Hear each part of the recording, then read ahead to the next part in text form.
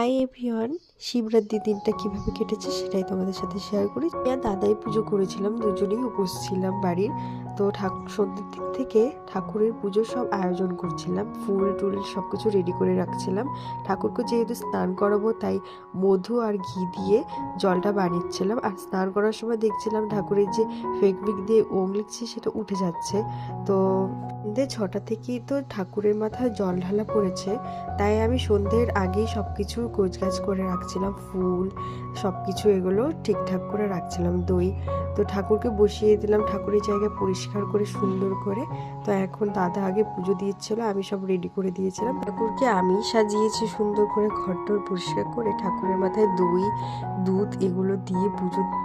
দাদা আর আমি বাড়িতে পুজো দিয়ে আমি একটু বেরিয়েছিলাম দিদির সাথে। তবে জলটা বানিয়ে দিচ্ছিলাম, দাদা সময়ে সময়ে জল ঢালবে জন্য। বাড়িতে পুজো কমপ্লিট করে তারপর একটু গিয়েছিলাম মন্দিরে বড়, সেখানে দিদির সাথে গিয়েছিলাম পুজো দিতে, সুন্দর করে শাড়ি পরে সেজে গুজে। সেখানেও জল ঢেলেছিলাম, সেখানে একটু পুজোটা পরে প্রসাদ গ্রহণ করেছি, পুজো ভেঙেছিলাম। তো